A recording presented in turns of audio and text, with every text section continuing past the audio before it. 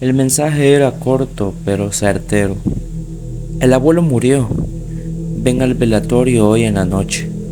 El remitente, su padre, parecía no esperar un no como respuesta. Debes venir al velatorio. Era lo que realmente quería decir. Laura dejó su celular a un lado, mientras las memorias de un distante pasado irrumpían en su mente como un manantial de agua turbia. Laura no quería asistir al velatorio. Ella sabía para qué la querían realmente. En su familia existía la tradición de que un integrante de la familia debía quedarse acompañando al difunto en su primera noche póstuma a su muerte. Una descarga de rencor e impotencia se apoderó de Laura, y en un momento decidió que había tenido suficiente de su familia. Iré al entierro mañana. Su respuesta era igual de certera que la de su padre. Sin esperar respuesta, Laura apagó su celular y se fue a dormir. Aquella misma noche, un mórbido sueño visitó a Laura. Ella se encontraba parada al centro de una gran estancia, una que Laura conocía muy bien. Era en la casa de sus abuelos, donde su horrible pasado tuvo lugar. A un costado del lugar, Laura pudo divisar un gran ataúd. Ella sabía quién se encontraba dentro, pero aún así quiso asegurarse de la situación. Lentamente, Laura se obligó a caminar hasta el cajón, hasta quedar frente a frente. De la pequeña ventanita se asomaba el perfil de quien alguna vez fue su peor pesadilla. El hombre estaba muerto, ya no podía hacerle nada. Sin embargo, Laura tenía la horrible sensación de que su abuelo no estaba realmente muerto. Laura quería despertar de aquella pesadilla, mas no podía por una fuerza mayor que, de alguna manera, la obligaba a estar allí presente. Cada fibra de su cuerpo le advertía de un inminente peligro, algo que acechaba en los rincones oscuros donde el ojo humano no era capaz de ver. Repentinamente, Laura sintió una ráfaga de viento gélido, acompañada por la visita de otro ser. Era una silueta negra y deforme, tan alta que no podía estar completamente erguida. No tenía rasgos visibles. Sin embargo, Laura sentía que la estaba observando. El miedo se apoderó de ella, haciendo que perdiera noción de los reflejos básicos de todo ser humano. Laura volvió en sí en el momento que un gran grito retumbó en su cabeza. A la vez que se escuchó el grito, el ataúd donde yacía su abuelo comenzó a vibrar violentamente.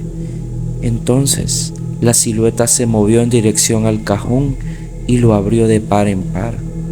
Un hedor tóxico inundó las fosas nasales de Laura, haciendo que tuviera que evitar vomitar.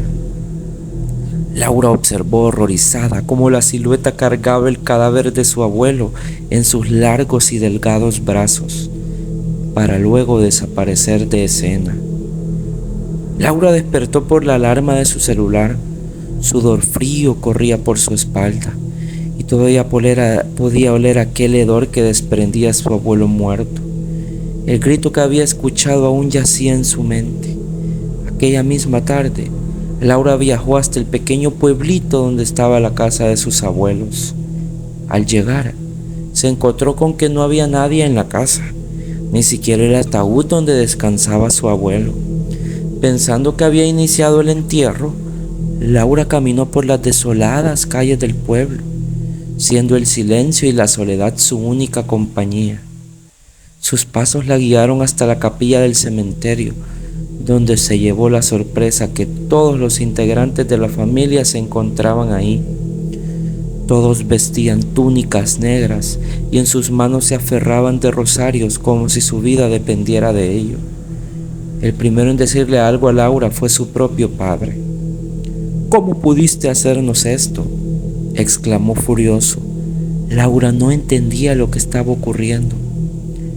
«¿Acaso no le explicaste a tu hija lo que debía hacer?», preguntó una de las hermanas mayores de su padre. «Por supuesto que no le expliqué porque sabía que no iba a venir», respondió su padre. Así, se desató una serie de discusiones que ocultaban el nerviosismo y terror que reinaba en la capilla. Laura, entonces, sintió que su cuerpo ya no era controlado por ella. El abuelo cometió un error. Ahora está cumpliendo su parte del pacto. Sin embargo, ese hombre no fue el único que firmó el contrato y su alma no es la única que vengo a recolectar. Del cuerpo de Laura salió una voz ronca y rasposa, como la voz de un señor mayor. De la confusión, los presentes pasaron inmediatamente a un estado de terror total cuando vieron cómo Laura tomaba del brazo a su padre y lo jalaba fuera de la capilla. Detrás de Laura emergió la misma silueta que la había visitado en su sueño, y de un solo movimiento atrapó al padre de la chica, para luego romperle el cuello en un solo movimiento. Gritos y llantos se apoderaron del silencio de la capilla, al son de una gran masacre. Laura, quien había salido del trance, miraba con horror cómo miembros de su familia eran aniquilados, de tal manera que palabras no eran suficientes para describir lo que acontece. Sangre y vísceras adornaban los bancos donde la gente iba a orar, mientras la sangre cubría todo el piso. Luego de lo que a Laura le parecieron horas, los gritos y llantos cesaron, para volver a ser el silencio rey del lugar. Los únicos que quedaban en la capilla eran Laura y la silueta monstruosa. La última observó a Laura y le sonrió en una macabra línea de sangre, para luego decirle: ¿te gustaría seguir con el contrato de tu tatarabuelo?, preguntó con la misma voz ronca que había emanado de la boca de Laura. La chica, aterrada, negó con su cabeza, incapaz de pronunciar palabra alguna. Una lástima, perderás todas las riquezas que tu familia fue adquiriendo a lo largo de las generaciones. Laura, aún así, negó con la cabeza. La silueta le ofreció la última morbida sonrisa, para luego desaparecer, llevando consigo a todos los cadáveres que había esparcido por la capilla, dejando a Laura en un completo silencio. Aquel día del funeral de su abuelo.